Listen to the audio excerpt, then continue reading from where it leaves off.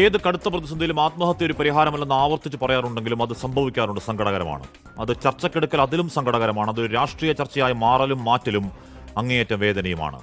ആ തലസ്ഥാന നഗരിയിൽ ജനകീയനായ ഒരു നേതാവ്, ഒരു ആത്മാഭിമാനി, ഗതികെട്ട് സ്വന്തം ഓഫീസിൽ കൊലക്കയറെടുത്ത് 40 വർഷങ്ങൾ നീണ്ടൊരു സംഘരാഷ്ട്രീയ ജീവിതം അവസാനിപ്പിക്കുമ്പോൾ ഉയരുന്നത് ജീവന്റെ വരെയുള്ള ചോദ്യങ്ങളാണ്, രാഷ്ട്രീയ ചോദ്യങ്ങൾ തന്നെയാണ്. അങ്ങനെ നിറഞ്ഞ കണ്ണുനീര് കൊണ്ട് വിറയ്ക്കുന്ന കൈകൾ കൊണ്ടൊരു ചാവു സാക്ഷ്യം കുറിക്കേണ്ടി വരുന്ന അവസ്ഥ ആർക്കും ഉണ്ടാവാതിരിക്കട്ടെ.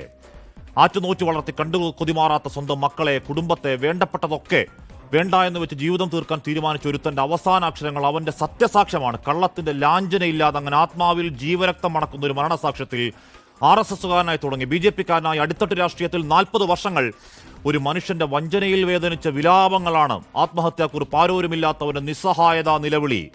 അവസാന മണിക്കൂറുകളിലെ അക്ഷരങ്ങളിൽ ആ നേതാവ് കൃത്യമായി തന്നെ പറയുന്നുണ്ട്, ആ കൊലയ്ക്ക് കൊടുക്കലിന്റെ, ഒറ്റപ്പെടുത്തലിന്റെ കാരണങ്ങൾ അക്ഷരം തെറ്റാതെ വിളിക്കണം. ദയാരഹിത വഞ്ചന. നമ്മുടെ ആളുകളെ സഹായിച്ചതാണ്. ആ വായ്പ എടുത്തവർ തിരിച്ചടയ്ക്കാതെ ഉരുണ്ടുകളിച്ചതാണ്. ഒറ്റപ്പെട്ട് തോറ്റുപോയതാണ്. 8ാം ക്ലാസ്സിൽ പഠിക്കുന്ന ഒരു പെൺകുഞ്ഞടക്കം 2 പെൺമക്കളുടെ അപ്പൻ കൊലക്കയറെടുക്കുന്നതിന് തൊട്ടു മുൻപ് ആത്മഹത്യാക്കുറിപ്പിൽ ഇപ്പോഴുമുണ്ട് സാറേ ജീവന്റെ ഗന്ധം. ആരെങ്കിലും ഒരു കൈ സഹായത്തിനുണ്ടാകുമെന്നൊരു വല്ലാത്ത പ്രത്യാശ. BJP എന്നൊരു വാക്കില്ലല്ലോ.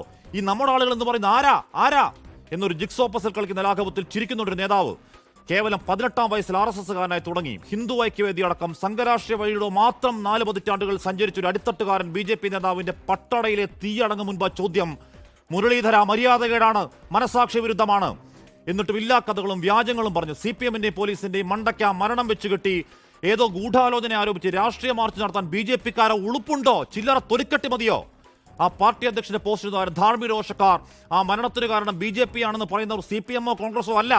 വോട്ടിന് വേണ്ടി ക്രൈസ്തവ സുഖിപ്പിക്കൽ വിചാരധാര വിരുദ്ധമാണെന്ന് വിശ്വസിക്കുന്ന RSSകാരടക്കമാണ്. പാർട്ടിക്കാർക്കും നാട്ടുകാർക്കും മൊത്തം അറിയാവുന്ന കാര്യം.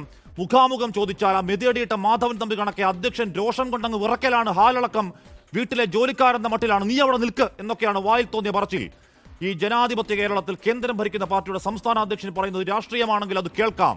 അല്ലാതെ ആയിരക്കണക്കിന് കോടികളുടെ ആസ്തി അഹങ്കാരത്തിൽ ജൂപ്പിറ്റർ ക്യാപിറ്റൽ മുതലാളിയുടെ ദന്തഗോപുര രാഷ്ട്രമാണെങ്കിൽ വിരട്ട് 4 മടക്കണം. സാറേ, രാജാവേ, രാജീവ് ചന്ദ്രശേഖര, പോയി പണി നോക്ക്.